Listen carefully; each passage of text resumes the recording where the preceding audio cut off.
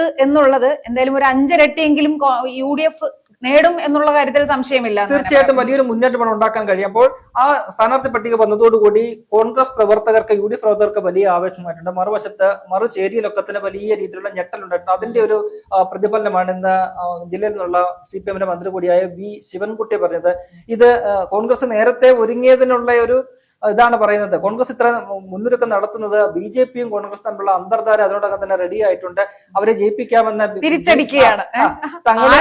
അന്തർധാരയായിട്ട് ഇരിക്കുന്നവര് ഇങ്ങോട്ട് തിരിച്ച് goal post തിരിച്ചു വെക്കാൻ നോക്കുകയാണ്. കോൺഗ്രസ് നേരത്തെ തന്നെ സ്ഥാനാർത്ഥി പ്രഖ്യാപനമായിട്ട് മുന്നോട്ട് പോകുന്നത് അവർ തമ്മിലുള്ള കോൺഗ്രസും BJPയും തമ്മിലുള്ള അന്തർധാരയുടെ ഭാഗമാണ് എന്ന ഒരു വാദമാണ് അദ്ദേഹം ഉയർത്തുന്നത്. അത് എങ്ങനെയാണ്, ആരൊക്കെ തമ്മിലാണ് അന്തർധാര എന്നുള്ളത് നമുക്ക് അവസാനം PM3യിലെ ഒപ്പിടൽ ഉൾപ്പെടെയുള്ള കാര്യങ്ങൾ മുൻകൂട്ടി കണ്ട് നമുക്ക് പറയാൻ കഴിയും. അപ്പോൾ അത്തരത്തിൽ 48 പേരുടെ പട്ടിക പ്രഖ്യാപിക്കുന്നു. അത് വലിയ രീതിയിൽ ആവേശം തീർക്കുന്നു.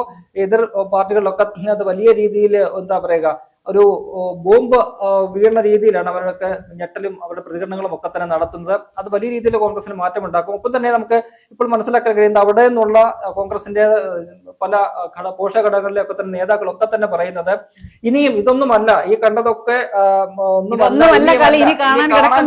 അപ്പോൾ വളരെ ഇനിയും വലിയ പ്രമുഖരായിട്ടുള്ള മുൻ മന്ത്രിമാർ ഉൾപ്പെടെ മുൻ MLA-മാർ ഉൾപ്പെടെയുള്ള തലമുതിർന്ന നേതാക്കൾ അക്കാര്യത്തിലെ ഇപ്പം പുതുമുഖങ്ങൾ എന്നുള്ള കാര്യം നോക്കുന്നില്ല, പരിചയസമ്പന്നരെ തന്നെ രംഗത്തിറക്കി അത് പിടിക്കാൻ കഴിയുമെങ്കിൽ പിടിക്കുക എന്ന ലക്ഷ്യത്തോടു കൂടി വലിയ പേരുകൾ, ആ പേരുകളൊക്കെ പല പേരുകൾ നമുക്ക് പറഞ്ഞേക്കുന്നുണ്ട്. അത് സ്ഥിരീകരിക്കാത്തതുകൊണ്ടാണ് നമ്മൾ പുറത്തു പറയാത്തത്. അത്തരത്തിൽ